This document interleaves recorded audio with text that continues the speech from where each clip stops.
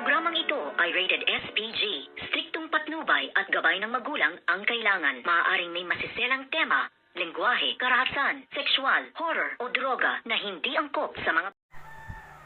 Good afternoon and welcome sa aking munting channel. Tapos na nga ang lahat ng maliligayang araw nituwang si Joanna dahil nga nagtagumpay na itong si Attorney Charlie at itong ang si Lani na kamkamin at aagawin nga ang De La Costa Food Corporation dahil sa sobrang katangahan at kapabayaan nga nitong si Joanna na ngayon ay wala na siyang babalikan dahil si Lani na mismo ang nagpalabas sa kanya at ipinagtabuyan siya katulad ng ginawa niya dati kay Ina, kung kaya't dito nga nasabi nitong ang si Lani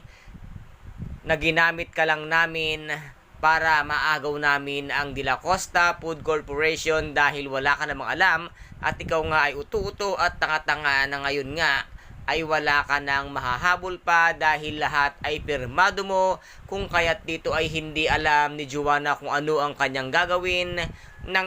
sabihin sa kanya ng harap-harapan nitong ang si Attorney Charlie at itong si Lani na sila na ngayon ang nagmamay-ari nga ng De La Costa Food Corporation dahil ito nga ay ibinenta na nitong ang si Joanna ang kanilang 70% share dito nga sa De La Costa Food Corporation, kung kaya't dito nga ay kinaladkad siya palabas ng De La Costa Food Corporation na ngayon ay hindi niya na alam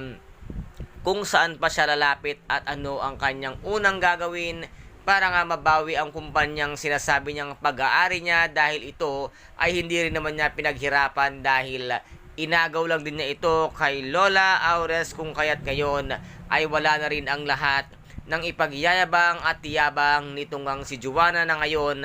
ay lumagpak na at bumagsak na ng tuluyan dahil sa kanyang sobrang katangahan na ang piling niya kasi ay kakampi niya itong si Attorney at itong ang si Lani at wala nga siyang kalam-alam na ito ay sadyang pinagplanuhan at talagang ginawa nila ang paraan at ang lahat-lahat para nga mapasa kanila ng tuluyan ang De La Costa Food Corporation. Kaya guys, ito po ang ating pakaabangan sa mga susunod na episode dito nga sa Shining Inheritance. Kung nagustuhan po ninyo ang aking videos for today, pakisubscribe na lamang po ng aking channel, pakilike and share para maging update kayo sa lahat ng gagawin kong videos. Maraming salamat po. Ingat, God bless and